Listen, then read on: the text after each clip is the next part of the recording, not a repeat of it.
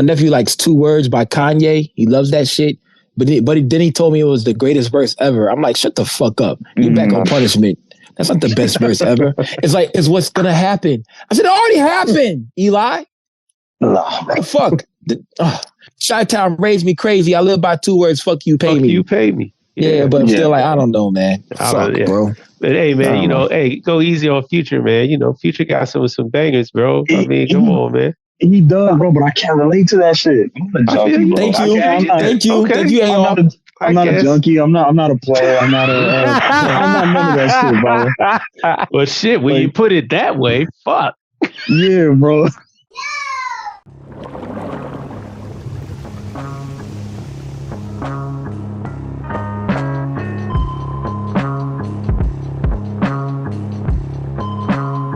I'm all for it, bro. Yeah, believe that shit. And these motherfuckers don't tell no lies. Now I'm all for it, bro. Word, fuck it, man. I'm here, back in the building. Right. We are safe. Here. Yeah, everybody snow from the blizzard of 25. Snowmageddon 2.0. Well, there's Snowmageddon 2.0, something the AR does not know nothing about because he stay in the desert. You know what I'm saying? Sir. You better be glad, my dude. You better be glad. I have no idea. I'm not trying to know. I don't even want to get an ounce of it. Look, I got snow on my sneakers. I'm saying word. Just for all those East Coast Northerners that don't understand how bad we have it, just a little, like the smallest amount of snow will make a 15-minute drive 4 hours. That's what just happened to me. So we are never prepared. Yeah. See, no, we're used to these out here, bro. So that's right. Good, I'm jealous. Get them slides. Yeah. Hey, yo, are you into any you ever watch Dragon Ball Z? Well, let's kick. Hold on. Yeah. So check it out. Hold on. This is going somewhere. This is going somewhere. No one Captain Ginyu transfer his body into he traded bodies and shit. Yeah. I'm gonna do that to you right now, and I'm gonna be in Arizona. Nah. Word. Yeah. That's a pause, right? Did I get it right? Yeah. That's a pause, right? Yeah, I got it right. That is unacceptable speech, sir. Yes. Yeah, you kind of just said you wanted to be inside him. Yeah. I'm gonna throw the flag on that one, bro. No, that's flag on the play. Cool out. All the above. That's definitely an awesome pause right there. Yo, that's fucked up. But y'all, yeah. I'm sorry. We usually nuptial, my guy, but it's fucked up. No, it's not good. Functional. Nuptial. See, nuptial. See, Carl. Nuptial is marriage. That's more than have no nuptials on this podcast. You ain't throw no Nazi salute like Elon Musk. Anyway. Fuck Nazis. We don't fuck with Nazis. Not one bit. Ain't no good things. Ain't no good Nazis except West Side Gun. West Side Gun is the only good Nazi I support, yo. Hitler versus Hermes 1 through whatever 12. Anyway, Carl, nice hoodie. Yeah, 12. Yes, well, the hoodie's not near as much. Look at that little Money Force NYC. Killed it in New York. That's right. All that shit, yo. All that shit. Word. It's a big ghost hoodie. Jacket you got there, People Jam. Yeah, it's just a hoodie. I mean, check me out. Check how it fits on me, man. This is an extra large. This is extra large, man. That's right. Shout out Pro Dillinger. The type of fabrics we wear. Shout out Big Ghost. And what issue number this is? 178. 178. And the man we have on our screen right today is none other than AR with the Arizona Diamondbacks on. A-dash. That's right. Yeah. A-dash. Sir. Yeah. A-dash Aura. My mom calls me Aura. You know what I'm saying? Like Aura Kelly. Nah, bro. Nah. But she says it like Aura Kelly. Yeah. Word. Definitely, man. How are you, my guy? Oh, man. I'm happy, bro. I'm happy, to be doing this. I've been looking forward to this for a while, man. Ever since you guys did the episode with Dan. Dan, that's my brother right there. Yeah. Shout out Dan. Hell yeah, Dan Nicholson, man. That's the dude. Yeah, man. But I'm blessed, bro. I'm happy, living. Mm-hmm. Guys, approaching the age of 32, bro. So you young as fuck. Hey, man. I'm trying to stay. Keep counting, bro. That's what it's all about, man. Just keep counting them numbers, man. That fucking check engine light came on a couple years ago, bro. Yikes. I feel you, man. I mean, 32 is pretty damn solid pause, bro. Yeah. It's a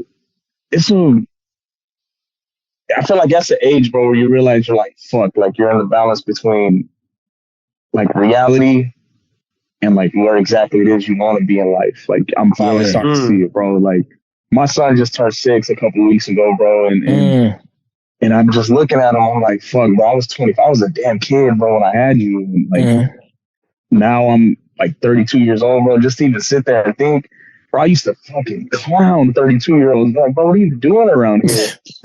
But it's like, bro, that's me now, bro. And I'm like, fuck. I can't wait till you hit 50. Oh, man, 50, everybody you seem to meet is younger than you are. And you just like, it's the weirdest shit. Like anybody I talk to, I'm like, oh yeah. And they'll go, yeah. You know, I was a 90s kid and I was like, oh shit. Okay. All right then. You were a real 90s kid, bro. You were a kid in the 90s. I was born in 93, bro. I'm fucking. Damn. That's wild. I was an 80s kid. I was born in 73. 73? Yeah. September 73. That's Nas? No, April. I mean, Nas said September 73, so I think you same age as Nas, yo. That's what's up. And you came out the womb when Wu-Tang came out, bro. That's right. With the Wu, we were on this side, bro. My pops had us on Doggy Style. Oh, you did? Yeah. Doggy Style came out at the same time. Yeah, it did. Absolutely. Yeah. Tribe. So boom, Doggy Style. You was on Doggy Style. What else over there would you as a youngin? You was listening to? A lot of pop, bro. My dad came here at 16 straight from Mexico, bro, and he jumped into he was into Tone Loc and shit like that. But okay. Once he started listening to like the newer shit, what to him was the newer shit, like Snoop, Pac. He was a real big fan of Warren G. He used to fuck with regulators a lot, bro. But that's what's up. Yeah, he would he eventually grew out of that phase. You know, my pop's an old school Mexican dude, bro. But he ended up passing it to my brothers, and I didn't start listening to music till like 2003, 2004.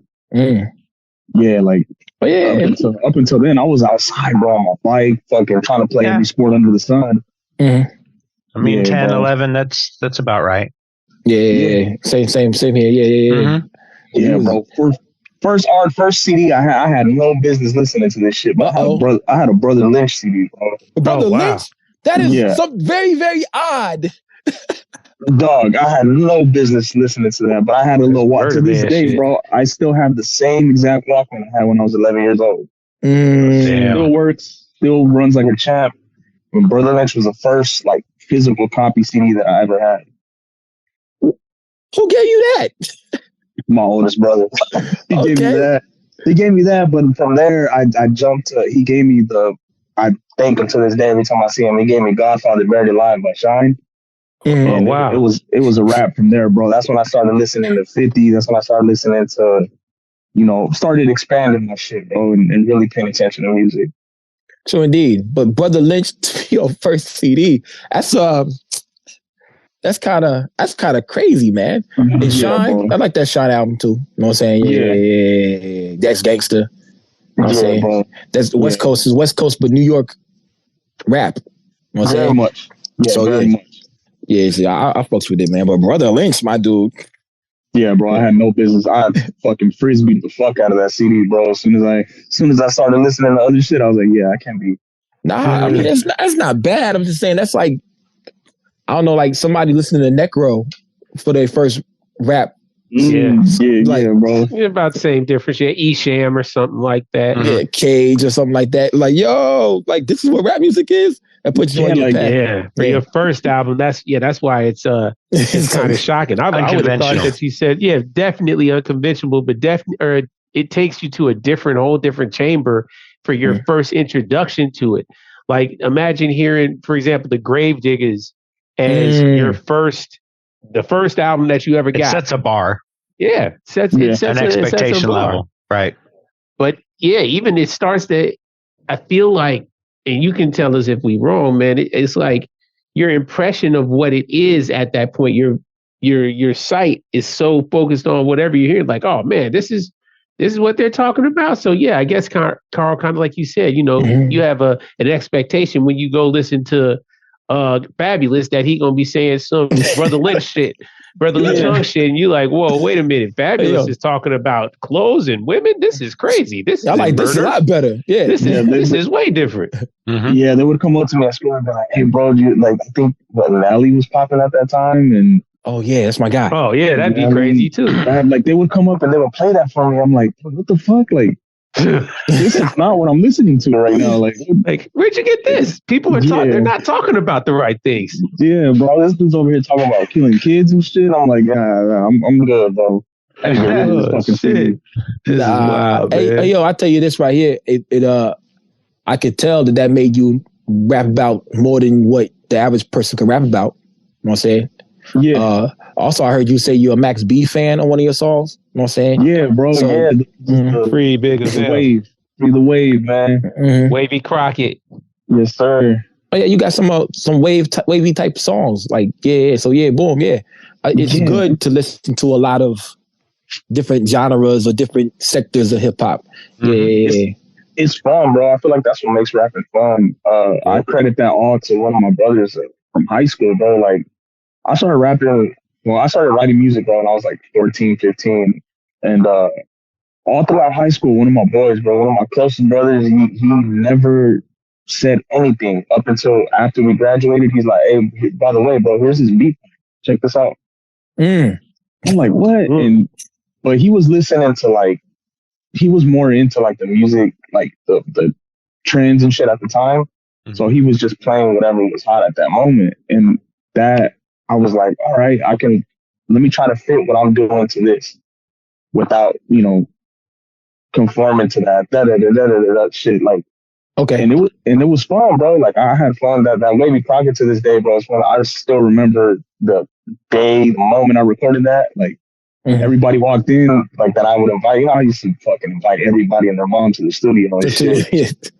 And they walked in and they looked at me. They were like, "Oh, like this is dope. Like you can really have fun with this shit." Yeah. So how old were you when that happened? You said that was in high school? No. So I recorded that Wavy Crockett. Fuck, that was maybe like 2017. But I didn't start. Yeah, like I didn't start recording music, bro, up until like I want to say like 2013, 2012, when I was able to afford it, on my own. Yeah. Before then, it was just what's that shit called? GarageBand. Yep. Yeah. On the phone. Yeah, bro. I remember in high school, I think it was like my senior year, they told me, they're like, hey, you got all your credits. You don't got to come to school no more. Bro, I missed like 2 weeks straight of school, recorded like 30 songs, came back with a little iPod and showed everybody. I was like, look, bro, this is what I've been doing. And, that's dope. Yeah, man. But I mean, it's as good as a GarageBand can get, bro. As good as some fucking earbuds and the little built-in microphone on the laptop. And it was a laptop. Yeah, and it was a laptop that belonged to the school, bro. So I had to bring that shit back at some point. Hey, you just got to do what you got to do. You know what I'm saying? Yeah.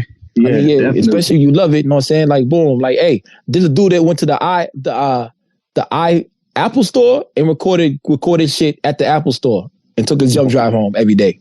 By any means, that's wild. By any means necessary. Yeah. I would be embarrassed to be at the Apple store rapping. Yeah. Suck my dick, bitch. I can't do it with the stick. Murder this nigga. Put him on the disc. Did the Nazi salute like Elon Musk. What the fuck?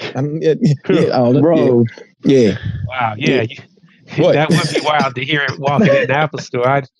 Doing Nazi symbol like Elon Musk. What the fuck? I was just trying to get my my keyboard fixed. I broke a cane on here. What's this guy talking about? You got gangster shit going on? What the fuck he talking about here? I mean, when I first started playing drums, I didn't have a drum set. I would go to Guitar Center like every day after work and just sit in the drum room and drum. And they'd let you, so fuck it. Yeah, that's wild. Yeah, and those laptops. I remember one of my homies was telling me, he was like, "Hey, bro, you do realize that you can record on there?" Like, he's like, just like I was barely finding out what the word instrumental meant. Like, I would always try to find just the regular beat, and I never knew how. And my boy was like, "Yeah, just type up instrumental," and then we would just download the shits. He showed me how to click and drag it to the computer. And I remember one time I asked the computer lab teacher, me and him were cool. I was like, "Hey, bro," I was like, I'm going to be off for a couple of weeks. I'm going to leave. We're going to go on a vacation. Can I borrow the computer so I can still do the work? And bro, I didn't do a fucking thing with work. You better believe I opened up. It took me like maybe a couple days to get used to GarageBand, and then just the rest is just recording. Yeah. That I mean, what you said, by any means necessary, man. They had to bring the laptop back, but it got you this far. You know what I'm saying? Yeah. Or any of those albums that are on Spotify, is that any of that? None of that is. That's like going to the studio. That's going to the studio. That's all studio. That's anything from before that shit will never see the light of day, bro. That shit is just straight ass water, bro. Like I'm not putting that out. Ass water. I had never heard ass water before. Garbage juice, ass water. I gotta say that. I gotta say ass water. That's a bad diarrhea. Doodle from the butt. No, peeing out the butt, yo. I'm right there. The green apple quick steps. That's our favorite term here. That is horrible, yo. The green apple quick steps. that hurts by even saying that. Because you're walking quick to try to get to the bathroom. Oh man, damn, Carl. That's deep right there. So you doodle the ass water. Yeah. That's really so. Not that ever happens around here. Oh yeah, I'm holding an interview. Oh, my bad. Yo, it happens. Now I was going in one day. I probably missed the podcast one day. I was doing number 3s. Yeah, I remember you were sick. You were sick. I remember that. Yeah. I was bad. I was down. And we missed Michelle Visa. My bad, Michelle Visa. Anyway, I'm hogging the interview again. When do y'all go? Oh man, great. Thanks. Now we get to talk. But yeah, man, I want to Elon Musk. Yeah, man, fuck that dude. But yo, false.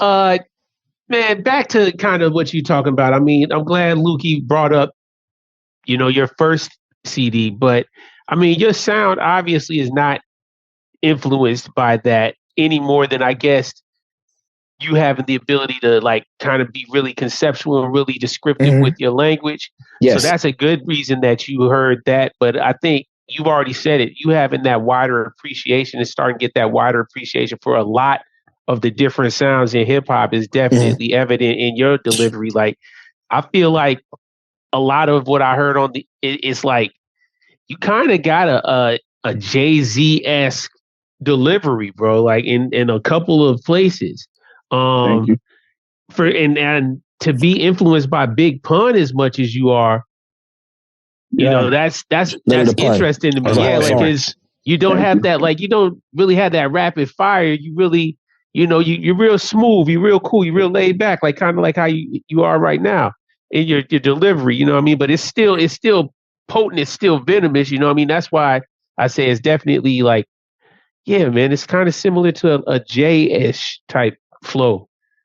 Yeah, and bro, I didn't start listening to Jay until later on in the years too, bro. Like, I didn't start. Did you hear Reasonable Doubt before? Bro, I did not hear Reasonable Doubt from start to finish until I want to say like 2014. Okay, because that's that era of Jay. That sounds like what I'm talking about. Yeah, that era of Jay, not the later eras of Jay, like the pure early era of Jay. Yeah. Yeah, no, I it's funny because there's an artist out in Arizona. I don't know if you guys have heard of him. He goes by the name of Willie North Pole. He was one of the absolutely from DTP.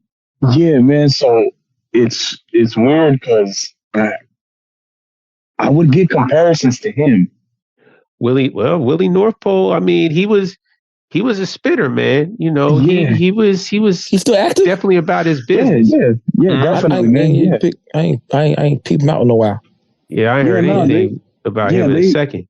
Yeah, they went silent for a bit, bro. But they just started revamping, learning social media, and now these people are everywhere, bro. I'm about to check. Well, it's a lot of eyes on Arizona right now, man. So it would make sense for him, especially being one of the first. That's why I really liked Willie North Pole and wanted to hear more stuff from him, because like even back then when he was first coming out, it was just dope to be like, oh, dude's from Arizona. Oh, yeah, let me check out what the fuck Arizona talking about. Yeah. And he was decent, so it was like, oh, okay, So yeah, man, I'm gonna check for it. Do you remember that dude named Atlas? I've heard his name before. I didn't like him. He was on Ruckus Top 50 or whatever on the Ruckus site. That's my first start of hip hop. Really, is on that My Ruckus thing, and he had a Ruckus top 50 with Legacy and some other niggas that made like the top 50 rappers on that site or some shit like that. Atlas was a nigga from Arizona. I was like, oh, niggas rap Arizona? Then he was in on MTV teaching a girl how to rap, and his name was Atlas. I was like, oh, that's the same nigga. But then he disappeared again. Disappeared, but yeah, like I don't know if that's like an Arizona curse, bro. Because a lot of people, like I see a lot of artists, like their music will pop up on MTV. My mind would always be blown, like, bro, like you guys not see like that artist? He's from here, like, and his music is on fucking MTV. Like, how are you guys not bugging out about it? But after that, bro, just completely like they never existed. I mean, but there's a lot of you right now. I mean, a lot of y'all got a movement out there. You know what I'm saying? Like, sure do. I guess it's the. I don't know if y'all all are cool. Most of y'all are cool. How about that? But yeah. Arizona's big. Arizona's big, is it? Yeah. It's definitely big, bro. And a lot of it's crazy though, because a lot of the people that are popping out here, they're not from here, bro. They're transplants. Yeah, it's a lot of transplant people. Like it's rare to see a born and raised person from here. And you from the west side? I'm from the west side. Yeah, I'm from the Maryville area. Where's that at? West side. So west side. So that's like towards Cali and that shit. Yeah, like basically on the I-10 heading towards California. That's anything past the Interstate 17. That's all west side Phoenix. Word. So this is not. I know Primo Jab's a real traveled person. I'm not. You know what I'm saying? So he probably knows exactly what you're talking about. Yeah, man. But yeah, I'm from the Maryville area. You know, you been over there, like, Primo Jab? You asking me about Arizona? Let's talk to him about Arizona, man. I just know Arizona from the map, bro. Like, yeah, bro, Arizona. Yeah, tell us more about that. I just like literally. The only reason, I mean, obviously, I know about Phoenix as a city, but like really, just talking to you, talking to Dan, that's where I've started finding out the actual geographic breakdowns of Phoenix and the different ways that is laid out and stuff. Because all I know is just the city of Phoenix, and I know it's a square, you know what I mean, for the most part. So, yeah, I mean, finding out the different regions of it is cool, man. Tell us more. Yeah. So I'm from the Maryville area, which is like, I hate to use this comparison because I think it's just so fucking corny, but it's like, it would be like how they would say the Crenshaw district is South Central. Like there's LA and there's South Central, right? Okay. Like how they speak on it. So Maryville is like a South Central type thing. Like it's has a fucking bad reputation. Like it really does, bro. But it's all these fucking young kids out here that are just the YNs, huh? The ones that never got their ass beat, and they're all fucking like they're all Mexicans, bro. Like it just sucks, man. Because I grew up getting my ass beat. Clearly, these kids did not get their ass beat, but. Yeah, bro, they're the ones that are terrorizing everybody out there on that side. Luckily, I got the fuck out of there, bro. I grew up, I had kids. My wife saved me. She told me we had to get the fuck out of here, and I did. And, thanks to her, I'm not involved in no dumb shit anymore. But yeah, man, I'm from the Maryville area. Pretty big area. It's, beautiful people, bro. Everybody there looks like me. That's why I'm comfortable there. Like everything I needed. Yeah, everything I needed was in a fucking 5-mile radius. So you said your dad got over here first. You know what I'm saying? So you was born. Yeah, I'm born and raised in Arizona, bro. Born and raised in Arizona. You could play, but you dual national, huh? Yeah. You can play for Mexico or you could play for the United States of America. Yeah, man. I got that dual citizenship. So hell yeah. Peppy. Yeah, man. I can own something in Mexico without getting fucking taxed and extorted and shit.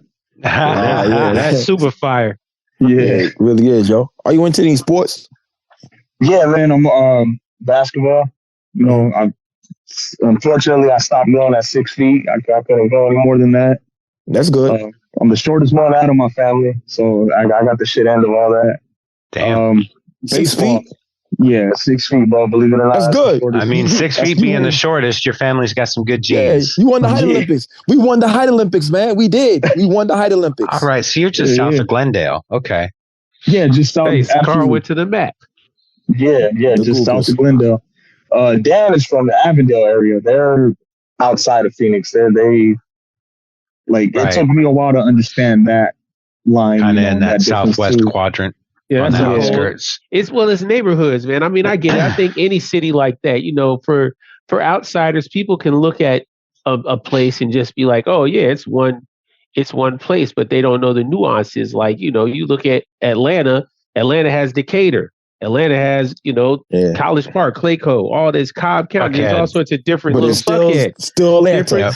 Different parts, but they all kind of still the same. You know what I mean? Like, you know, it's the same. LA. You got Scottsdale, Tempe, Mesa, Glendale. Yeah. It's a lot of communities that are all in the metro area. I get it. Yep. I gotta get out there, man. I like places that have their own flavor, and they're, you know, that's dope, man. What's it like being like Mexican as hell, if I can say it like that? You know what I mean? and being in Phoenix. You know what I mean? Yeah, shout out my man XP. But yeah, you know what I mean? Yeah. He a spitter. Like, because I mean, for you to have that dual citizenship, being able to go, like you said, you go, you know, Pops came across, you be going back and forth across that bitch, you know what I mean? Like, how is it to be able to just, you know, visit whenever you want and then come right back? Like, how is that? It's a blessing, bro, because not everybody can do that. Like, you have people that haven't seen their families in fucking years, but every day they wake up to provide for people that they can't even see or touch or hug anymore. Wow. And you don't really see how much you take that for granted once you go and you hug these people and the first thing they ask you is, how's my son doing? How's my mom doing? How's my dad doing? It's like, fuck, bro. Like, that's tough. I couldn't imagine that. You know, my pops has been like, my pops was never absent in my life. Like, he was there, bro. Like, he made it his life mission. Like, my life mission is to be here for you. And to this day, bro. So to not like to even think like, fuck, like I can't see him or he can't come and see me, like that shit, it's heartbreaking, bro. So I take it as a blessing. Every chance we get, we go, you know, over the border is only 3 hours from us, bro. So yeah. So, but yeah, man, it's beautiful being Mexican out here, bro. Yeah, it really is. Yeah, man. It's damn near a necessity to be a fucking Mexican out here in Arizona. Every job, bro, you tell them you speak Spanish, all right, cool, we're gonna pay you some more money. Oh wow. Oh yeah, that's dope. Okay. Yeah, man. So indeed. And what I noticed about the Mexican rappers in our genre, you know what I'm saying? We got Jewish rappers, we have black rappers, we have all type of people, Muslim rappers, you have Ukrainian Jew rappers, Puerto Ricans, Argentinian, Brazilian. We have all these different. But I've noticed about Canadian. Canadian, there you go. Yeah. What I noticed about y'all is whenever I was younger and I got to be, I guess, a younger man, Little Rob was the definition of Mexican music. But then, and then I got a little older, and y'all, the second generation Mexicans, are like so saucy and fly. You know what I'm saying? Like, y'all got a lot of sauce. Like, y'all clothes are flyer. It's not the same clothes. It's like, XP said he don't even watch soccer. He's like, you don't even fuck with soccer. You know what I'm saying? Like, so it's like a different type. Bro. Yeah, it's kind of like, It's because it's the culture, bro. We saw the culture and we fell in love with it. We related to it because you guys are our neighbors, bro. Like, you're our fucking neighbors. Like, the same people that we see on TV, that's the same dude that lives across the street from me. Mm-hmm. We're in the same fucking class. We wait on the bus together. His mom shops at fucking Marshall's, the same store that my mom shops at. Like, we try to make shit happen, and it's dope, bro. Like,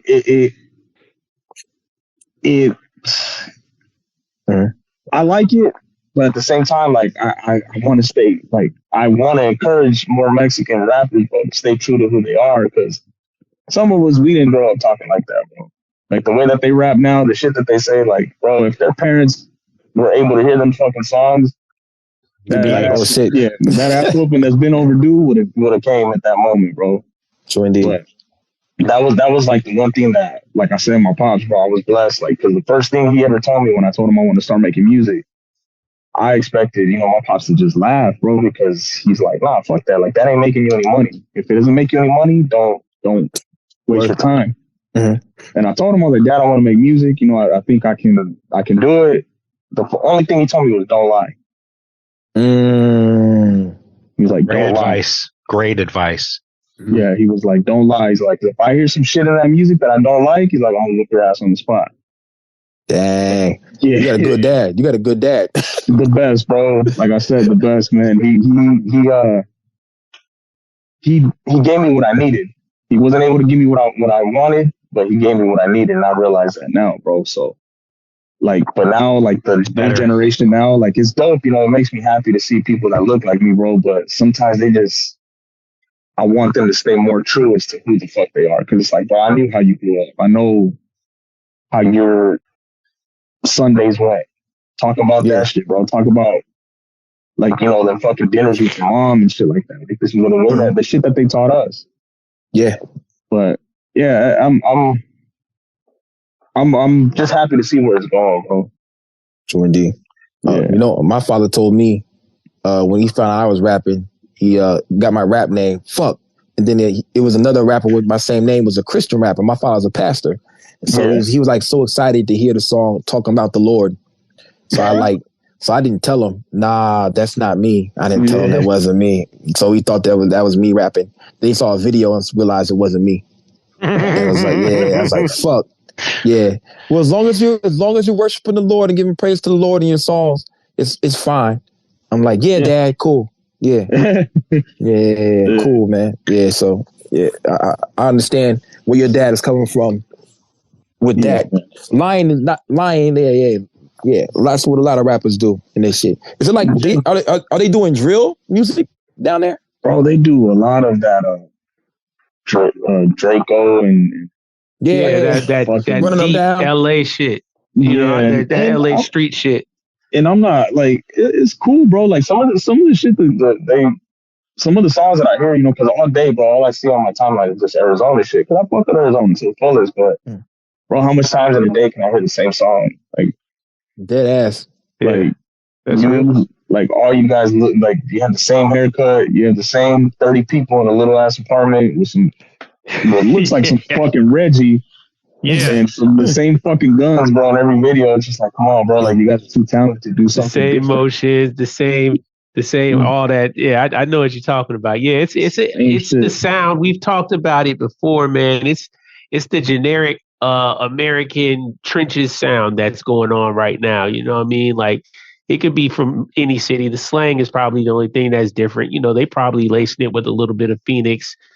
Southwest Arizona slang as opposed to, people in Memphis or Cali or Philly, the New Yorkers, everybody, all the little YNs they all in the same, I love saying same school, man. Yeah. Oh, did you see speaking of YNs, did y'all see that they now have put out the chart for the age groups for the proper terminology of who's who? Yeah. No, I ain't see that was hilarious. Yeah. So if you're, I think it said 11 to 24, you're a YN.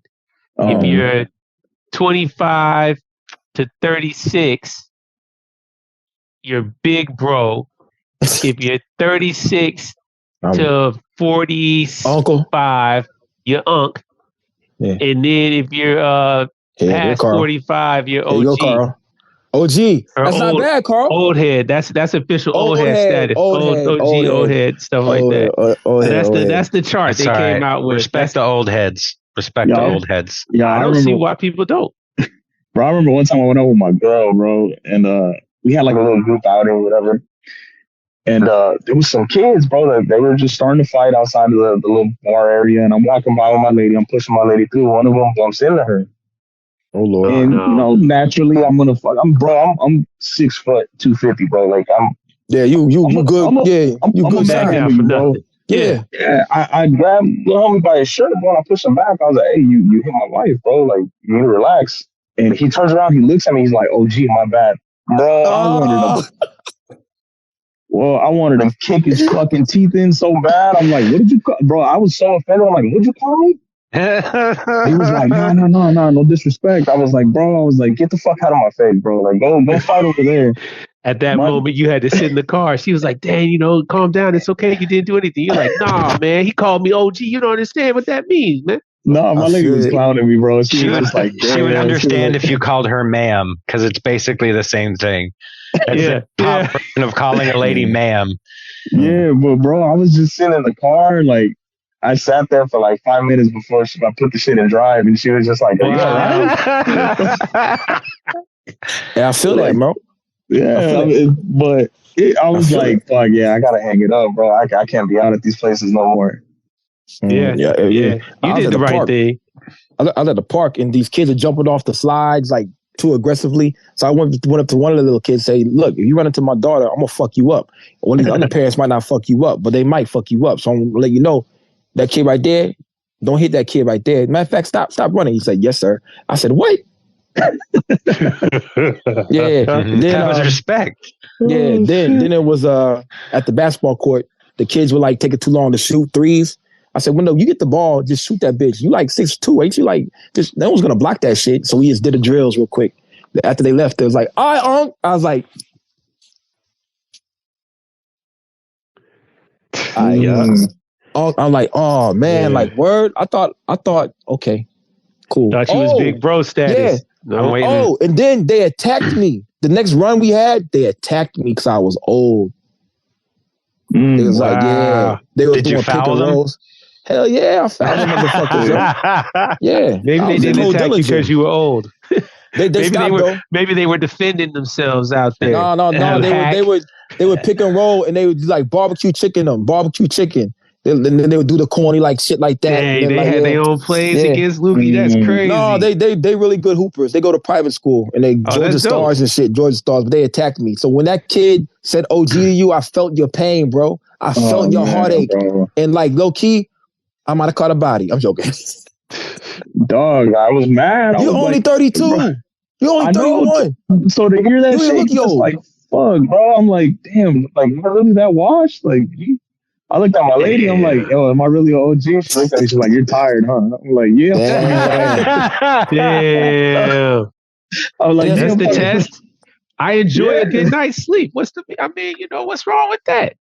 Yeah, man. Hang it up, B. What? That's crazy. And go ahead. No, I've never really. But then again, bro, like I've never really been the type to be out and about and shit. Like, good. I was burnt out by like 23, bro. From 21 to 23. Yeah, that was out there. Yeah, was out there, like, outside. Yeah, you're talking the life of somebody who's actually lived. You know what I mean? Like me and Lukey talk about it and joke about it a lot, man. But I mean, there's a certain set of people out here who didn't think they were gonna make it to 25. So it's like when you start thinking about, like if you're an 18-year-old living that life, being outside all the time, and you're thinking about 25, that's a long way away. Then when you make it to your 20s and you're in like 23, 24, you know what I mean? You're like, oh man, 30? How am I going to be 30 something? That's crazy.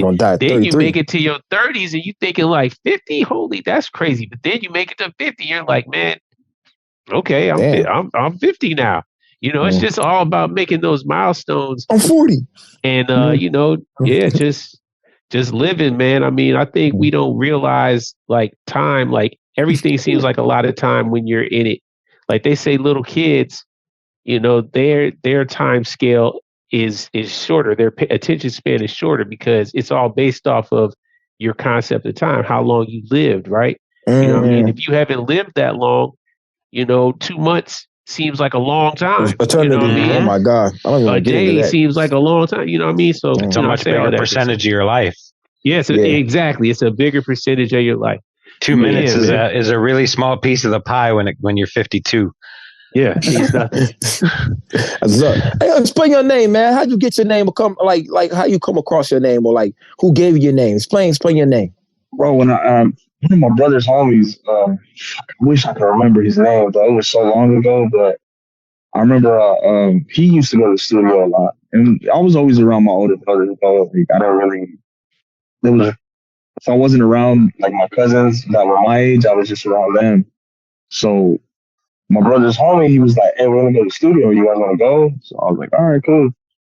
And this is when I first started writing my little raps and shit. And I trying to sneak my way into that session. So I was like, hey, I got this CD of beats. There were beats that I had already written to. And so I gave them the beats. They threw on that Canon. Canon. Yeah. So they put that shit on. Yeah.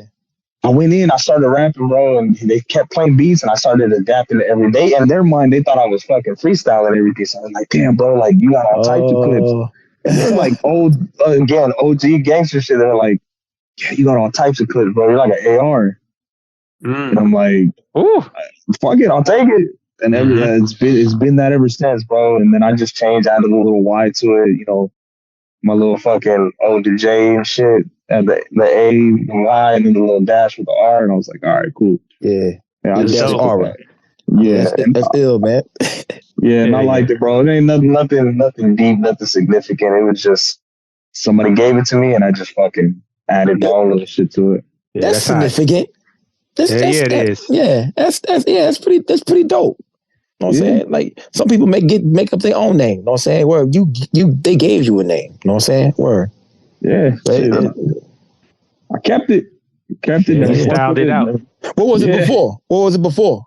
Nothing, bro. Shit, I was rapping. Yeah, I was Arturo Chavita, bro. That's all I was before that. Right. Yeah, bro. But that was. I'm trying to remember the dude's name, bro. But he disappeared after a couple months, and I just kept going, bro. The same studio he would go to. One day he just stopped showing up. Yeah, but I was always there, bro. And I was like, all right, cool. That's what happens, man. A lot of people in this hip hop shit quit. Yeah.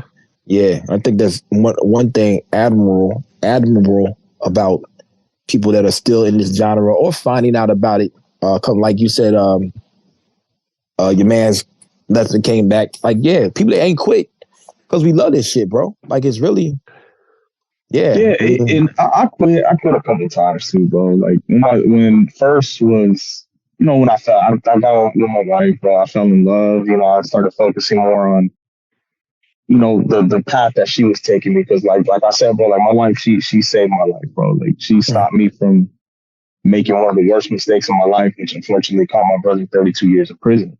God damn.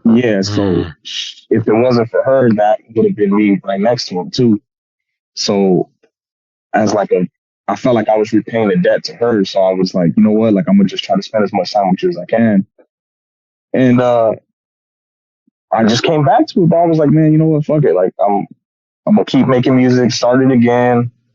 Next thing you know, my son was born, and I just focused on being a dad, bro. Like, I'm like, I always had the best example of a father, so I couldn't be anything less of that. So I pushed everything aside, bro, and I just focused on being a dad. And my wife one day, she was like, hey, she's like, how can you sit there and like tell your son, you know, because I would talk to my son all the time, and even when he was a baby, like I would just tell him like, oh, like, follow your dreams, chase your dreams, like, you know, that cheesy shit, you know, that people say that, but it's real, bro. Like, it's real. And she's all like, how are you gonna tell your son to follow his dreams and you stop chasing yours? She's like, oh, like, keep going to the studio. Like, that's, even if you do something with it or if you don't, so like, just don't stop going. It's a good woman. Yeah. Bro. So I walked away from it a couple times, and then I really came back to it once I linked up with Dan back in, I'm gonna say like 2021. Yeah, bro. At that point, I really wasn't doing much. One of my partners, bro, was getting tattooed by him. Yeah. And he plugged up his phone and started playing music. And I guess Dan fucked with it, bro. And I remember he reached out to me, and I ended up opening up one of his shows.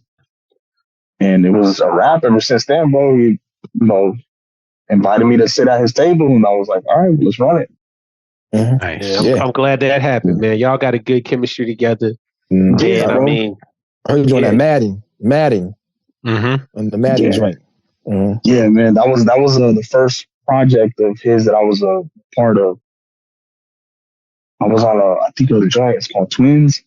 Yeah, bro, but we clicked, man. He's just a good family dude, bro. Family oriented dude, and I think we more so clicked on the fact that like we're all family men. Yeah. So we have an understanding of like where we are in life and like what to expect and shit. And it's like it stopped feeling like work, bro. It started feeling like fun again. Word. Yeah, that's a real important part of it. That's dope. Yeah, bro, definitely. And then just getting back, bro, to like, actually having fun with rapping and talking my shit, bro. Like for a while, I started trying to get too deep with it, and then I was just like, fuck, man. Like I said, it felt like work. It felt like a job, and I was like, I don't want to do this shit, bro. Like I want to go play with my kids. Word. Yeah, and like ever since I linked up with them, just put my mind at a different sat me at different tables, and shit's just been going up ever since I became a part of the underdog movement. Yeah. What up? UMG. You be shouting it out. You be repping for them, man. Got to, bro. Got to. They've been nothing but good to me, and I've always believed in, reciprocating that, bro. If somebody invites me to sit at their table, bro, like how am I not gonna bring, something to the table as well? Yeah. Yeah. So they even doubted. Yeah. So they even doubted Jesus. How'd you come up with that? You know what I'm saying? Bro, like, why'd you come up with that? All that credit goes to Dan, bro. That man, he came up to me one day. He was like, "Hey, bro, let me curate a project for you." Oh, bro, I didn't know what the fuck that meant, bro. I was just like, man, whatever, cool, bro. Like, let's do it. And bro, every single beat that you hear on there, he handpicked that shit, bro. Like he picked it. He was like, look, he did great. The Michelangelo beat is fire. Yeah, this thing of ours. I like the whole thing front to back. It's an easy play, and it's what it's it does what it's supposed to do. It's like, yeah, just put it on and let it go. Yep. Yeah. No, when he shout out to my boy Drew. He's a young dude out here. Drew Sned. He's a producer from out here. Fire. Everything else you hear other than the Michelangelo joint, that's on him. But when he told me about the Michelangelo joint on there, I was just like, nah, bro, you're fucking with me, because I had just met Michelangelo and when we were up there in New York. He came to stay with us. It was. Yeah, and he was like, "Hey, one of my boys is coming through. He's just gonna chill here, because that guy's always on the move, bro. And he just needed somewhere to come shower up and get changed, and then boom, he was moving again." And he was like, "Hey, this is Michelangelo," and then he started breaking down to me, who he is and what he's done, and I was just like, "Bro, like that's fire. Like that's dope that this person knows you." And then for him to come to me and be like, "Yo, by the way, Michelangelo wants you to get on one of his beats." It's like that. I was like, "Yeah, I got to do that." Mm-hmm. And that was the first joint that I recorded. Nice. I love that song. Yeah, where's the video at, man? I keep, I seen the video on your page like 800 times. I probably put 800 views myself on there. I've been looking for it on the internet forever too, man. That shit it's probably on the reels, bro. Like if you go, because I'm terrible at managing my social media, man, bro. you got to put that video up, man. That video's so hot, man. That shit man. I'll add it back to the main like little timeline page, bro. But yeah, it's where the reels are. I'm starting to understand the difference, bro, of like actually putting up a video and then putting up a reel, and what the reel you need does to put the actual video on YouTube though. Like that's what you need to do. Yeah. Well, send it to Paca. Yeah, send it. Yeah, there's this dude named Paca the Plug, man. Have him put it out. That's cool and all, but really, just as your fan base continues to grow, you want to have the followers bring in revenue and however you can, and you get a YouTube channel that's getting views, that's money in your pocket. Yeah, that's true, man. And good point, Carl. The dope shit is Michelangelo showed me love. The fact that he actually, when I first put the promo clip out, I think he shared it to his page. It was on there for like 2 weeks, bro. And I just seen the engagement go up. I seen everything go up. I'm like, okay, now I understand how powerful this person is. Like, I had no idea who it is, bro. Like, I tapped into a whole new fucking world of rap. Like, I started learning who Bori Rock is. I started learning who Etho is. And Eto's dope. Yeah, like we met all these people out there. Like my favorite shit to this day, bro. Like it has not left my library. Is that Etho Brigante? Yeah. Tape, bro. Like that shit stays in there because it's one of my favorite movies, bro. So the fact that he broke down every scene, and I'm just like, bro, the way that he broke down every scene into a song, I'm like, that shit is fire. Like. That's dope, I love that you got like baptized into the abyss, man. You got baptized into the ecosystem, and you said, "Oh yeah, this is it. This is what I've been looking for. This is where I belong." And this, I mean, you absolutely, yeah. What you're making, the product you're making, and the intention that you have behind it, the seriousness that you take, everything that your wife recognized in you, it's going to be appreciated in this space, man. It's going to be appreciated by the people that hear your quality, man, and they're gonna be like, yeah, it wasn't in vain. Yeah. We make some more music. We like it. Yeah, and it's so dope that Dan is kind of in your corner and absolutely, you know, just so people know, he did all the artwork for that album as well, correct? Yeah, he did. So that picture and feature on Lion's Den. Yes, sir. That's a dope ass beat. Spit. Yep. Yeah, smoke that. That's Drew Schneider right there, bro. That kid, he's a kid, bro. Like he's like 21, 22. He's a fucking kid. I like his beats. He's a YN. bro. He YN status. Yeah, bro. Little quiet kid and doesn't say shit. But when he pulls out his laptop, he says he takes control of the room without saying a word. That's He's in Arizona. He's in Arizona too. Yeah, he's in Arizona. He just came back from LA. He was living in LA for a good while. He's perfecting his craft, you know, getting his education with audio engineering and stuff. But he's back in Arizona now, and him and Dan, they started linking up, and they've been little by little sending me, you know, little beat packs here and there, and I'm just like, okay, I'm ready. It's time. That's dope. So you was at the cookout too, huh? You was at the cookout too. Yeah, I was at the cookout, bro. That was my first time ever, and it's crazy because I had met 1,000 Words in like 2018. Yeah, big shout out to him, bro. I met him back in 2018 because I was out in New York for like 2 weeks, bro, just doing absolutely nothing. Just I went out there to just learn the subway and to just walk around fucking Harlem and shit, just to see what it's like just to be there. Mm-hmm. And those 2 weeks, bro, just talking to people and shit. Like I got to meet Trips and Slim. I got to meet them. I got to check out their studio and shit. The whole time though, I didn't say nothing about me being a rapper, bro. I was just a fly on the wall, listening and paying attention. Yeah. And I got the chance to pretty much kick it a whole day with Bodega Bams. Oh, nice. And 1,000 was running with him, you know, taking flicks and whatnot. And I was just like, paying attention, and it was just something about him, what he did with the Polaroid joint. I'm like, like it's crazy. Something so simple is gonna take him so fucking far. And he's a magician. Yeah. Fast forward to now, bro. Like it's insane to sit there and I'd be like, yo, like I was sitting down eating fucking egg drop soup with them and shit, and he was fucking around with his camera, and I'm just like, yo, now he turned that shit into a fucking that's a big cultural movement. Bro, yeah, he and Ricky are doing some amazing things up there, like ridiculously amazing things. Yeah, and then shout out to Sam Buck. They've been doing some cool like live broadcasts and all kinds of shit too. Sam Buck Porzingis, because he's like 6'8".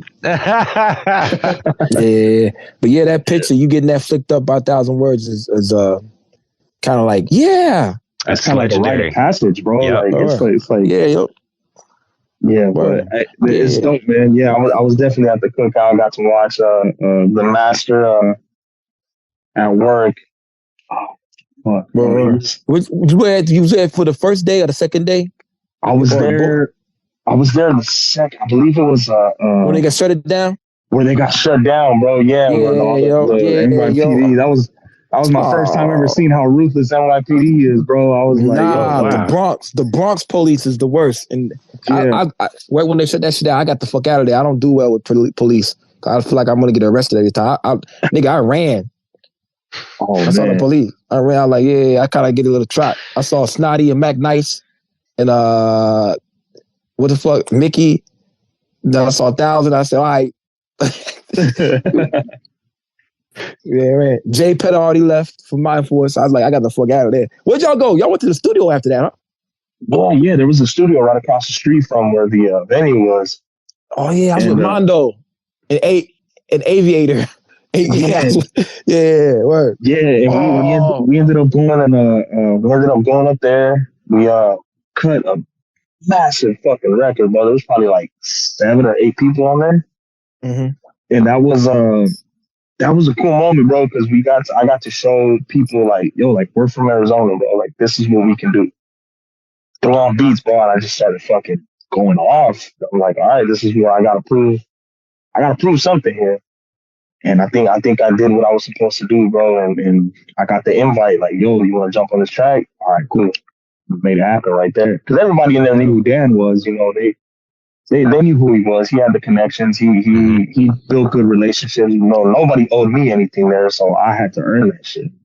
That's cool. And yeah, bro, that shit, that night was fire, bro. Just to sit there and be like, fuck, like I'm here. Like I could have been in the fucking desert, bro, sweating my ass off. Instead, I'm over here, you know, enjoying myself. So indeed, that was a really, even though the show, even though the night got shut down, it was a really, really good night. It was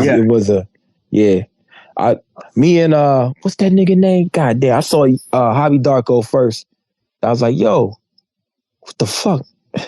Yeah, so we like looked at each other like, oh, I know you, I know you, but I ain't gonna say nothing because I don't think it's you. But yeah, that type of shit. The whole time. Yeah. I met Hobby Darko, then him and Joaquin. Yeah, Joaquin. I saw I was like, yo, this nigga, okay, is that Joaquin too? Yo, I put two and two together. Oh, that's both of them. It makes sense that they're together. Oh. Yeah, Mondo said, yeah, that's Joaquin. Yeah. Yeah, I met them that night too, bro. Cool people, really cool people. But yeah, man, I just felt like I discovered a fucking goldmine, bro. I came back with my fucking Apple playlist updated like a motherfucker. I had a lot of music to go through. I discovered who SD Mac was and lost my fucking mind. I was like, bro, this shit is crazy. Like, it's beautiful. Yeah. That was a great performance. I thought that stage was on the crash in, yo. I was afraid to get back up there. I think that was like the first time I ever like witnessed somebody be that powerful on stage. That shit was crazy, bro. Yeah. And they had their flags, waving their flags at the same time. Yeah. I was like, but the stage was like caving in out. Like it was like looked like the masquerade, not a masquerade stage. Yeah, I was like, I'm getting in. Yeah. Then Rim and Eddie Kane. Rim got in my face. That shit was funny. Yeah. Why is the headliner going on right now? I don't know, man. They finna shut it down. Why they shutting it down? We ain't performed yet. Why? Okay. I was like, oh, my bad, bro. My bad. I don't run the show. Yeah. But yeah, the more and more you pop out these places, the more and more they get to know you, and you be on that stage too, G. Mm-hmm. Dead ass. Yeah, man. That's a good building block for you. And we definitely want to get out there. You know, I try to pay attention as much as I can on social media. I'm not on there as much as I would want to be, but you know, I try to pay attention to I talk with Dan all the time. I'm like, bro, we got to get back out there. Like, even if it's just as a spectator, like, I'm the type, I like to sit in the corner of the room, bro, and just watch everything. Okay, that's that person. This is who that is. You know, and just watch, bro, pay attention. That way, at the right moment, that's when I come up, like, yo, by the way, I'm so-and-so, and this is what I do. Right. And, yeah, bro, but I definitely want to get back out there. I love it out there, bro. Yeah. Well, do you find it sometimes hard to do that? To, like, go up to somebody and be like, yo, I'm so-and-so, blah, blah, blah, blah, blah. Or, like, word. I used to, bro. And then I just realized how fucking stupid it is to get in your own way, to let your ego get in your own way, to not go up to somebody and say, hey, I'm so-and-so. Like, bro, like if you can go up to a, no, I don't know if this is a weird comparison, but if you can go up to a female and try to talk to her, to try to take her home, there ain't no reason why you should be able to go up to somebody who you can, you know, go up to them and be like, yo, like, by the way, what you do, I'm trying to do. So if I can learn from you in any type of way, fucking please let me know. But yeah, bro, like it's weird, bro, just getting in your own way to not go up to somebody and fucking introduce yourself. Yeah, like, I feel that, yo. I be getting in my own way. Own way, G. Yeah, so I do. Yeah, I'm sorry, Carl. But it's important though. I mean, I think you have to kind of gain a certain amount of confidence. And I like the analogy of talking to a woman, because your chances of rejection are going to be a lot higher with a woman than they are, you know, with somebody that's in your field that, you know, you're just trying to give props to. Yeah. And like, everybody, I don't care how famous you are, wants somebody to respect what they do. So, you know, if you're introducing yourself and like, hey, you know, I'm an up and coming so-and-so, you know, I really respect what you do. You know, I just wanted to come over and tell you, man, I really appreciate your shit. That's, you know, your shit is dope. You know, at the very least, you're going to get, man, that's really cool. Appreciate, what's your name? You know what I mean? And that's all you need. Then you're on the radar there somewhere. Yeah, because that's what happened with Mac, bro. After that, you know, I seen Mac had a whole crowd of people around him, and I'm just like, man, you know what? I'm gonna just push my way through here. Just extend my hand out, bro. What's up, bro? My name's AR. I'm from Arizona. I fuck with you, bro. I appreciate what you do. Yeah, and that was all. Like after that, bro, I was just gonna call it a day. But bro really said that. He was like, damn, y'all from Arizona? I was like, yeah. Just the fact that he even said like, yo, like. He took the time to ask me a fucking something simple like that.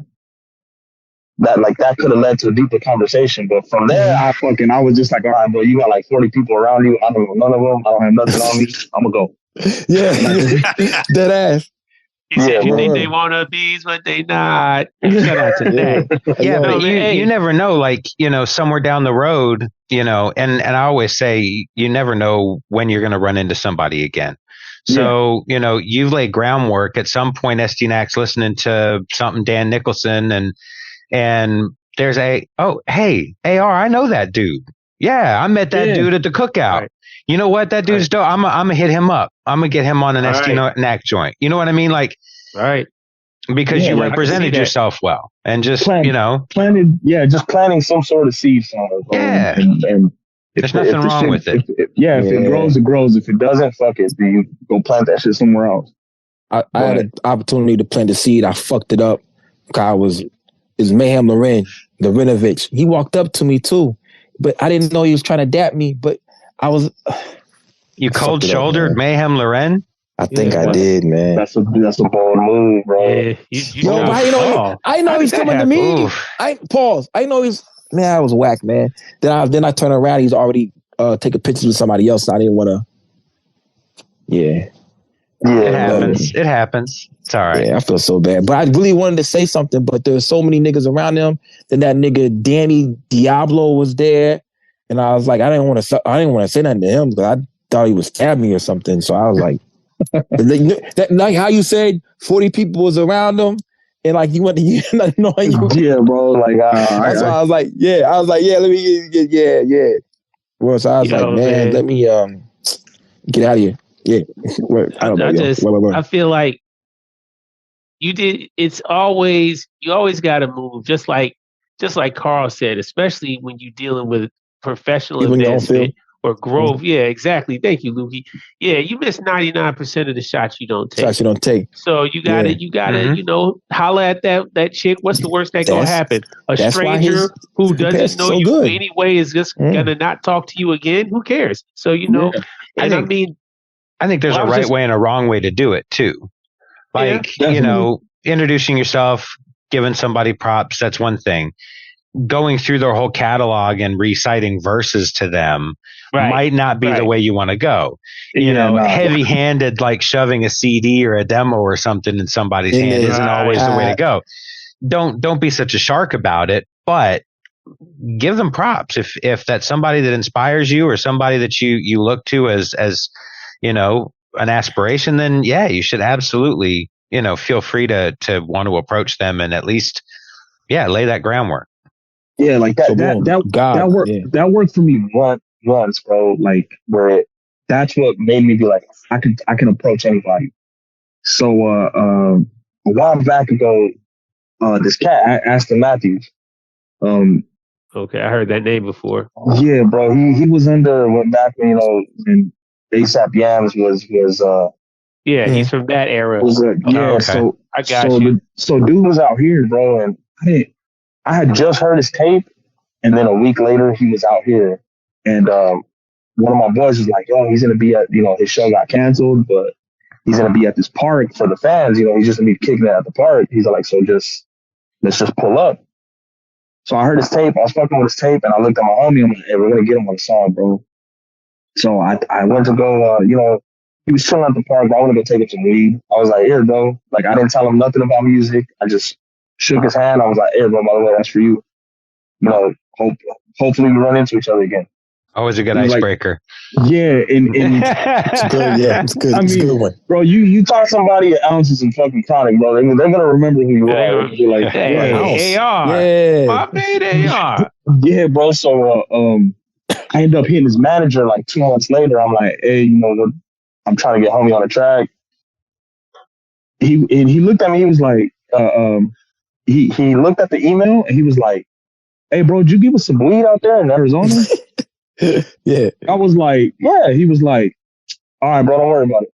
And he like, I think he only charged me like half for the verse, and yeah, because you already paid the other half.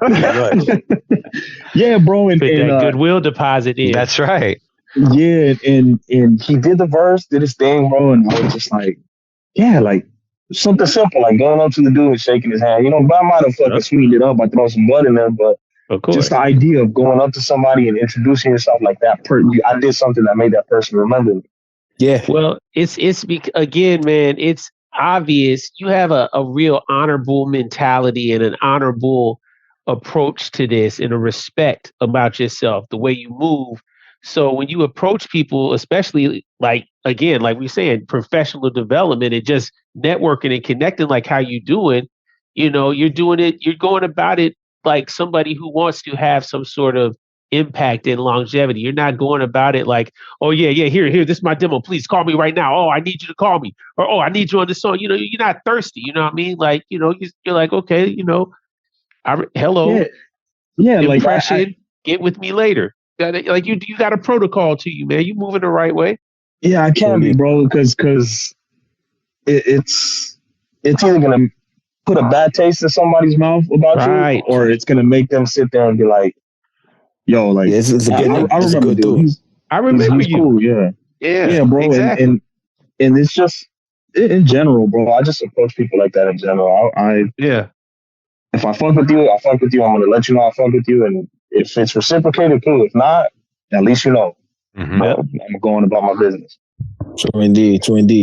Yeah. OG. Oh no! Wow, that's dirty. That's dirty. I'm 41, so I'm definitely approaching old head status. No, that's uncle. Hey, you're uncle right now, bro. Uncle, but I don't look like uncle. You know what I'm saying? Yeah, you do. But I do. I got grays. You got grays. Yeah, but I know some people older than me look like they died 2 weeks ago going to rigor mortis. Wow. Younger than me. Yeah, that's real. That. When Cash Money was taking over for the 99 2000, something was wrong with them. Yeah, they drinking too much something, yo. Carl, what else we got, bro? So I'm curious as to what you've got coming up next, because you know they evened out Jesus was a dope offering, so I'm needing more. Oh man, so I am writing. I definitely am writing. I just haven't pieced anything together. You know, I like to sit back and I like to be like, now I'm understanding the importance of being strategic about something and not just recording shit, putting it out and expecting it to do something. Like, luckily, you know, like I said, Dan steps up a lot, and he helps me understand the difference between dropping something and rolling something out properly. Yes. So, you know, the cool thing about the underdog shit is we all know how to, when it's time to step up and play our role. And right now, you know, Dan is working on some shit that, bro, he showed me like 3 or 4 joints off of there, the joints that he wants me on. Mm-hmm. And I'm just okay, bro, like I understand. Right now is the time to just kick back, let you do you. And in the meantime, when my time comes, boom, all right, I can record everything in a day. Right. Okay. Yeah, bro. But I do have I can't give a name right now. It's a project that I'm working on. It's called Praise Tony. I'm just playing with the tracks right now, though. I'm recording verses to beats and then just trying to fit them to where they'll sound better and be more cohesive. But yeah, man, Praise Tony. Praise Tony. Okay. What's the theme? What's the theme with that? What's the thing? What's the theme with that? Or why you came with the title? Yeah. So the theme with Praise Tony is you know, Scarface, Tony, Montana. Just showing him, not necessarily praising him for being the fucking gangster, bro, but praising him for doing whatever the fuck he had to do, bro, to move forward. But you also, if you're gonna praise him, you gotta praise the good and the bad, bro. Like, yeah, he came up from nothing, but you gotta remember he smoked the homie, his closest friend, over some bullshit. Like, you gotta be able to embrace the flaws. We miss you, Manolo. Yeah, man. You gotta embrace the flaws, bro. You gotta embrace that he wasn't a good person, but he did what he could with his circumstances. Yep. And yeah, and so it's just the whole, you know, thing, like the whole like you praise him, but you don't really know what you're praising him for. Like, you have to look at everything. You got to acknowledge like the good and the bad. And I mean, it just sounded like a fly name, Praise Tony. So I was like, all right, cool. Yeah. Mm-hmm. Yeah. Got to get a dope album cover with that, and you on your way. You know what I mean? Oh yeah, man. Yeah, that's already in works too. You know, just trying to get the right the right image designer to get that done for me. That's what's up, yo. What quarter you probably gonna drop it? First quarter, second quarter, third quarter, fourth quarter? What you think? Most likely second quarter, though. It's just looking second quarter right now. It's we're focused on Dan finishing his project. I want to be able to give 100% of what he's asking me for on his project. I want to be able to focus on that 100%. Yep. So yeah, bro, because I'm everything I do, bro. If I gotta go in the studio and I gotta read it off of my phone, nah, bro. Like I can't do it. I understand that. Really? I understand that. Yeah, like I have to. It has to be like well enough to the point where I can memorize it and be happy with it, and not have to look at that shit and say it. See, that's full circle. That makes sense. Why the freestyle? The Jay-Z-esqueness about it, because you're not reciting it. You know what I mean? You're delivering it. You giving it up. Joe. Pause. Yeah, okay. It all makes sense now. Yeah, pause. Bro. Got me back, but it all makes sense now. Yeah, but anytime before I go into the studio, bro, I recite that verse to at least 10 different beats. Yeah, just so I can find different ways it already. Just to find different ways to deliver it. Different pockets. Like I could stretch this right here. I could fucking like I could say this like a regular conversation, and yeah, bro. But I want to be able to give 100% of that right now to what Dan is doing. That way, you know, because at the end of the day, he's the one leading the pack, bro. Like, we all know how to play our roles. We all know how to sit back and how do I say, like not everybody has to be the point guard, bro. Mm-hmm. Like, absolutely. and I got a lot of trust in him, bro. Like, his business shit, he has it down. He has a lot of connections, bro. Like, he knows a lot of people know him. Yes. And he knows how to keep it quiet. He knows how to, like, I sit there, I'm like, bro, like, what the fuck are you doing? Like, you got these people's numbers in your phones. Like, we should be gone. We should be out of here already. but nah, bro, it's strategy. Like, he's starting to teach the importance of properly rolling shit out. And I'm like, okay, like, I get it. I trust the process. Mm-hmm. So indeed, to take over that Arizona shit. Yo, I mean, word. Yeah. Dan is dope. Dan, I thought that dude like lived in New York or some shit for a while, man. The way he delivered that shit, bro. I asked him in the interview. I was like, dang. Yeah, but y'all got a great thing going over there, yo. Word. I'm glad you came back. You never left, though. Never, bro. Never. Praise Tony. Yes, sir. Tony, pretty much what we got, yo. Yeah, man. It's like I was saying previously. I really am a fan of your commitment and your seriousness and your honorableness with your approach to this, man. And I can tell that your core, you know, the way you were raised is really solid, man, because you know that just comes across. Give me 5 influences that you've noticed for that you think are the keys to you, the foundation that shaped you. What are 5 things? Man, let me see. 5 keys to AR. You know what I mean? It could be. Oh shit, being a father, that's the one thing that I'll always put before anything. It's just hell yeah. Dr. Dre voice. Yeah, just I got a son and a daughter, bro. So I got a standard to set. Okay. I got a standard to set on both sides. Obviously, I wouldn't have them without their mother, bro. So being a better partner, being able to give something better, to have something to look forward to, which is, giving that person something better. And then just honestly, bro, just putting a positive light on Mexicans and hip hop. Mm-hmm. Like you guys said, bro. Like, what do you guys know about Mexicans and hip hop? Lil Rob, like that's all he does. Hey yo, I can't front that Summer Day song was banging. Fire. That shit is fire, bro. That shit is still riding. You know what I'm saying? But that's not what I want to put on all the time. I mean, because he wasn't spitting venom. So people think we're trashy. I think we're classy. That was not venom. That's not. Bro, I felt like that joint was our version of Cube's It Was a Good Day.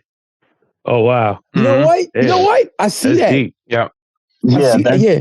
You ready to ain't nothing like the summer nights. That shit. I could turn it on right now, and me and my cousin would be like, "Oh shit!" when it comes on. Like, yeah, bro. You hear it. You hear that little whine in the beginning of the beat, and you're just like, "Damn, bro!" Like, yeah, that's fire. But it's like Jazzy Jeff summertime. Summer. It's the same. Like you want a barbecue or go outside. You know what I'm saying? Wow. Yeah, dead ass. Yeah, bro. I'm telling you, it's but that's what, like, you hear that, but I'm pretty sure you don't want to hear it over and over. That's not something you hear when. Nah, I had the album. I didn't. Nah, and I wasn't fucking with them beats. Am I wrong that we're kind of missing Cypress Hill though?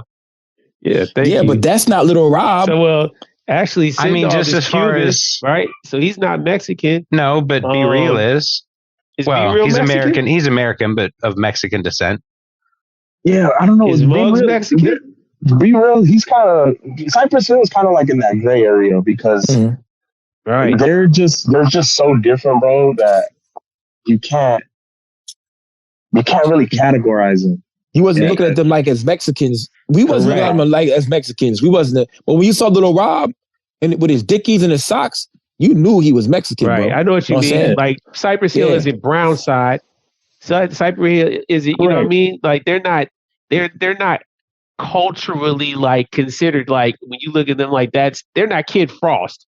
You know what I mean? They're not like that's a Mexican rapper. If we thinking about the Mexican rapper, I get totally what you're saying, bro. I understand. And how can I say it without sounding? Say it. Just the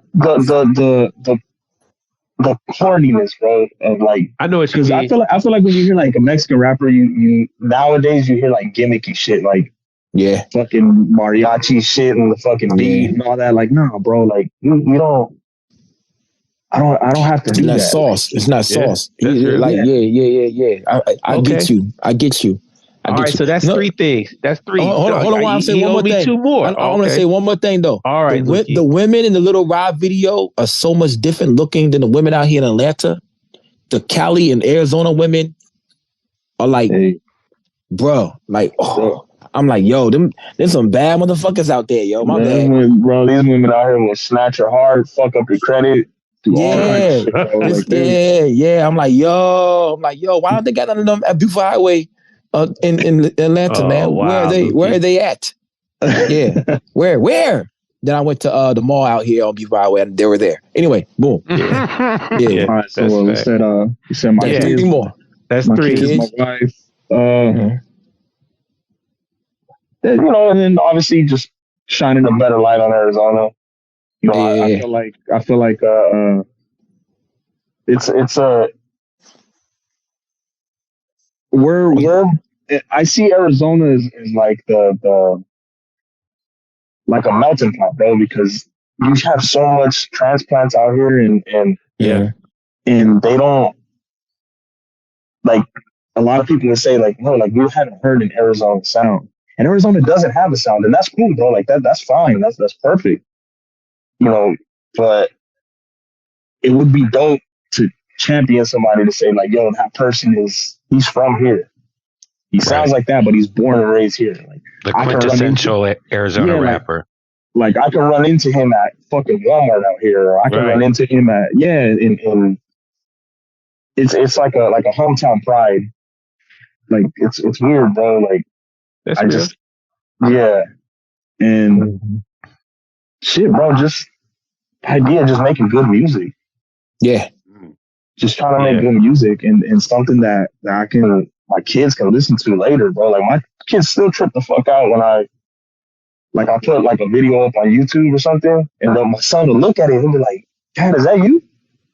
I'm like, "Yeah." And he's like, "Nah, that's not you, bro." Like, you can chill. And I'm just like, "Bro, that's your dad." Like, and he'll sit there and he'll listen to it, but he's 6, bro. Like, he can pull from it as much as a 6-year-old can pull from it.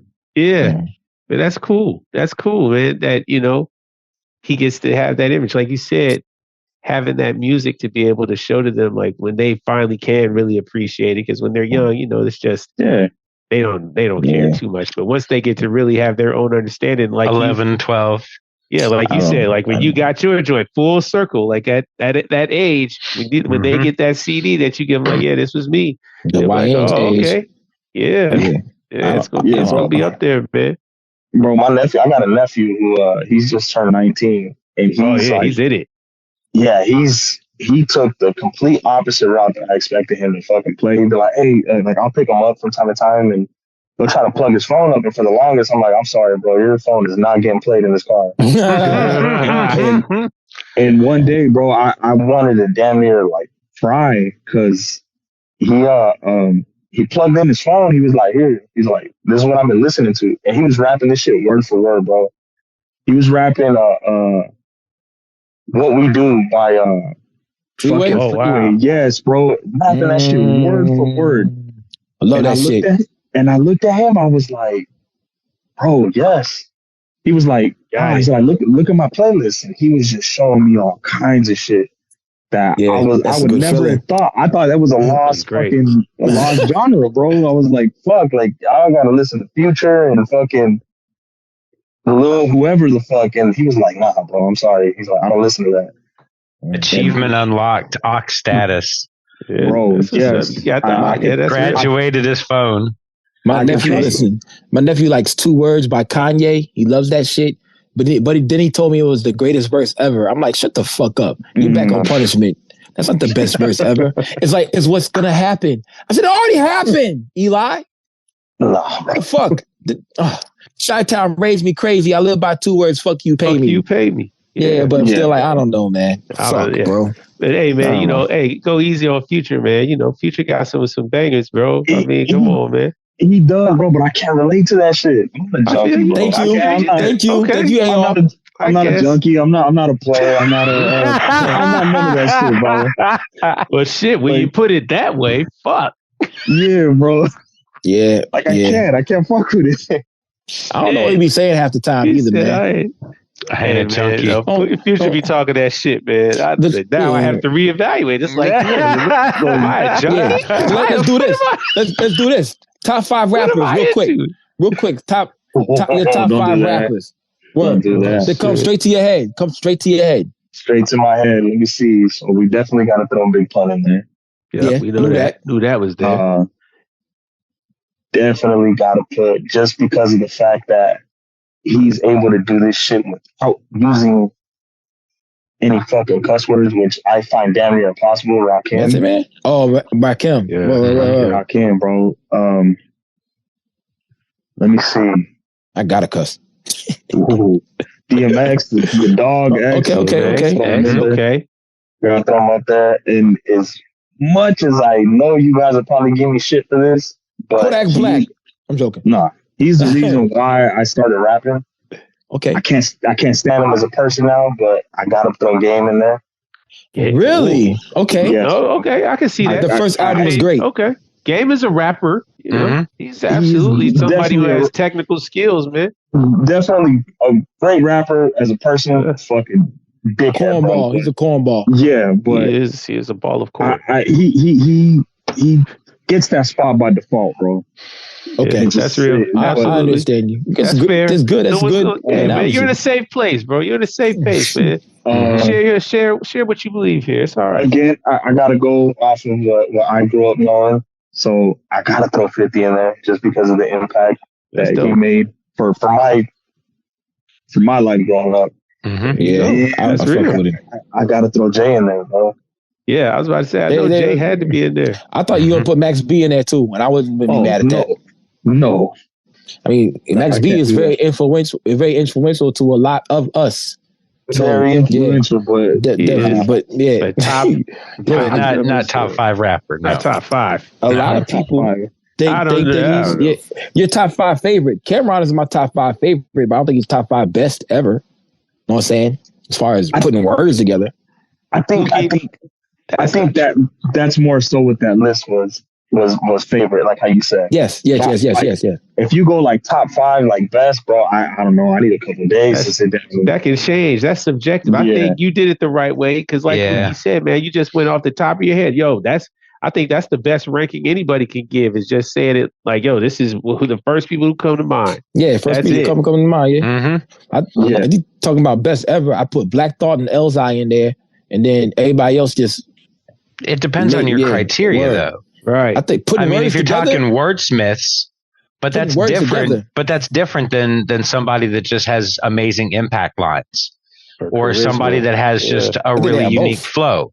I think they have both. Those two guys have both to me. And putting words together in different styles, I think those are the two best ever to put words together to me. Black Thought and Elzai. I can't argue with it. Yeah. I can see Black Thought up there. I haven't heard the other dude. So Elzai was in Some Village. He was in Some Village with the glasses. Okay, I'm gonna have to check that out then. Yeah, but he had to look at his older stuff. Whenever he was like with Some Village, and then he did the Illmatic joint. He rapped over the Illmatic beats for the live band. The Preface, those albums, right? When he had the conceptual songs, like he was trapped inside the CD. And he was trying to come out the CD. It's like conceptual song. I was like, what the fuck? Who thinks of this shit? But those are my 2 favorite rapping rappers. Yeah, if I had to go 2 favorite, just rapping lyricists in general, but I'm again, Pun is always on the best back. I could say that. Yeah. And this is a curveball, bro, but Loaded Lux. His songs suck though. No, his songs suck, but I felt like his Funk Flex freestyle, that shit needs to be in the Smithsonian, bro. Like, if you go back, that shit is fucking insane. Like, I probably watch that video once every 3 months, bro, just to go back and study and try to pick shit apart from that. I can fuck with that, but I don't think he had enough good songs, man. I try to fuck with it. Some of them battle rappers just don't got good songs, and it makes me mad. Oh, no, terrible. Some of them are fucking absolutely horrible. I would hate to battle them, but yo, they ain't gonna make a song. Yeah, y'all stick to freestyling because you ain't no writers. Trying to be some players. It's Some Village. Yeah, Some Village, yo. Boom, boom, boom, boom, boom, boom, boom. Being a man of 32 years old, but with this, you in the right place, man. You with us. You know what I'm saying? And I'm glad you have stumbled upon, got to the right people, and you on your way, G. You know what I'm saying? Word. Yeah. We here with you, man. We here with you, my guy. You know what I'm saying? Word. People Jack Carr, we got something else? Well, I just wanted to say, because I know we're getting ready to wrap up, but I'm thankful for the amazing advice and the people that you've surrounded yourself with that you've gotten in your career. Because, there were certain things, your dad, just don't lie. Being genuine as an artist is the most important tool you can have in the bag. I've had a similar experience with my wife telling me, it doesn't matter. Just chase your dream. Do what you want to do what you need to do. Yeah. And having people like Dan in your life. Yeah. I think it's important because, as Primo Jab said earlier, you are such a solid foundational dude. Yeah. And you can tell that there's so much in the structure of you that what we're going to continue to get from that is going to be amazing. So, I personally thank your pops, your wife, and Dan for being solid people in your life and allowing you to shine the way that you have. Yeah, definitely, for sure, man. And I really appreciate you waiting to get on because I know it was a wait, but we were super fired up to get you on here. Yeah, no, bro. Trust me, I've been looking forward to this shit ever since you guys first reached out to me, man. I was like, man, hell yeah, like I rarely do this shit, bro. I really I think I've only done like one interview before, but it was with a YN, bro. And you know, like the questions, I knew at least 10 or 15 of the questions before I even got to the building, bro. I'm like, I bet you he's gonna ask me this. And I was just like, all right, man, whatever. But see this right here, like I can have a conversation, bro. I can talk to somebody I can relate to. You know what I mean? And that shit that's just dope, bro. This shit don't even feel like an interview. It just feels like just chopping it up, bro. Hell yeah, yo. But it's supposed to be. True indeed, true indeed. And you'll be back on, G. You know what I'm saying? Definitely. Hey, man. Yeah, definitely, man. We booked out, but you'll be back on, man. You know what I'm saying? Well. True indeed. Tell your wife, say, don't say nothing, just say, yeah, just pound your chest. Yeah, she's just pulling up right now too with the kids, man. She's out there at the gym. Are you outside? Yes, sir, man. I'm telling you. So jealous, man. What the fuck? Yeah, he's sitting in the backyard chilling. The Mexican landscape backyard, bro. It's nice. Wow. It's like probably 54 out here, maybe. I don't know. Bro, it's 20. It's nice. It's comfortable.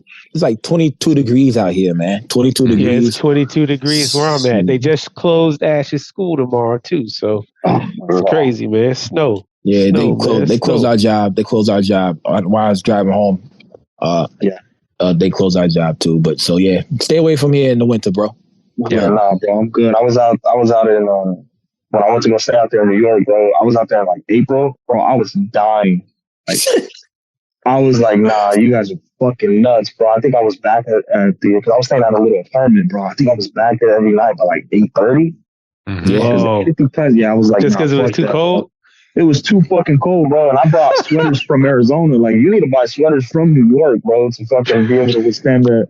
The thread count. Oh, loose knit. Yeah, bro. That's wild. Yeah, our winters out here only last like 2 weeks, bro. It's probably like freezing cold for like 2 weeks. Anything after that is bearable. You ain't got no coat, man. Nah, bro. I got a little single fucking sweater on, bro. And I'm telling you, I'm out here in slides and some sweats, bro. I'm good. Man, yo, we got like long johns on and thermals and shit. I got 2 jackets on right here. I got thermals on. Yeah, word. Yeah, so boom. Bro. Yeah. Come out here in the south in the in the summertime. Word. Oh. Yeah, nah, bro. I was out there, and I'm telling you, I do a lot of truck driving, bro, and I did some over the road. I was out in Louisiana. Mm-hmm. Oh yeah. Nah, bro, I'm good. It's sticky. Mosquitoes and humidity. Yeah, it's sticky. Sound fun. The dry heat in the dry heat in Vegas was crazy to me, yo. It wasn't. Yeah, it was like not so different, yo. It wasn't like moist. Pause. No, man. Yeah, that Vegas heat is a little bit. It's a little bit worse than Arizona. It is arid. Yeah, it's a little bit worse than Arizona. I needed shades all day. You know what I'm saying? Yeah. Word. Then it got cold at night. Like nighttime. Yeah. Yep. Yeah. Jab, what we got? What we got, Jab? No, man. I think Carl said it like as best as possible, as best as I could, man. Thanks again for being here and spending some time with us, man. It's really like I was saying earlier, and like I think I've tried to reiterate, man, like your approach, your devotion to your craft is really noticed, and keep it up, bro. Like this thing, this thing ours, that video, put it on YouTube, like Carl said, man. People need to know that you out here and that you're existing, man. And I'm happy that we get to have a piece of that, because now this is some content for you that, please, more people need to spread the word and need to know about you and know the quality of MC and everything that you are, man. You're a good personality. You're a good dude, man. Yeah. Thanks for popping out, man. I'm looking forward to seeing more from you in 25 and beyond. Praise Tony. Thank you guys. Thank you. Yeah, praise Tony. You already know, bro. Once it's done, man, I'll shoot you guys away. I'm horrible at wording music, bro. Like I cannot. I cannot just stash something away and be like, nah, make somebody wait. I can't do that, bro. Sometimes Dan, like, I think David down to Jesus, bro, he did not want to send me a single song off of that shit. No word. Because he knew you were going to leak it. I recorded this because he knew I was going to show it to somebody else. He was just like, nah, bro, like, he's like, I get it. You know, you want to show it to your homies and your families. Like, but that shock value, bro, you're taking that away from somebody. Like, he's like, just let me hold on to it. He'll send me like, maybe like 30, 40-second clips of the songs. but yeah, bro. You got a plan, bro. It's like sending you pictures with watermarks and shit on it. Yeah, bro, exactly. Hey, what's the name of the other producer on there again, other than Michelangelo? Say his name again. Yeah, Drew Sneed. Drew Sneed, yeah. Yeah, man. Shout dude out, man. Dude, he definitely laced you, him and Dan. If they cooking up anything that sounds like they even doubted Jesus for you, man. I mean, Praise Tony gonna be wild, and then Dan's album is probably gonna be insane too. Yeah. All these beats were prior to him going to LA to go, master his craft. And wow, he came back from LA just a whole different person, bro. He's probably out shopping for vinyls maybe 3-4 days out of the week. Oh yeah, he's ready. Just building the library. Ready. Yeah, that's dope. Drew Sneed. Look out for Drew Sneed too, yo. Yeah. Shout out to the crew, everybody out there. Shout out Dan Nicholson. Shout out the whole Underdog music crew, man, y'all. Yep. Hey, man, salute. Yeah. Big things coming with them for 2025, yo. And beyond. Shout out to all the YNs out there. Shout out to all the unks. Shout out to all the OGs and the old heads out there. Big bro. Yeah, Big Bro. Can't forget Big Bro. I'm somewhere between Big Bro and Unk. You know what I'm saying? Yeah, Unk.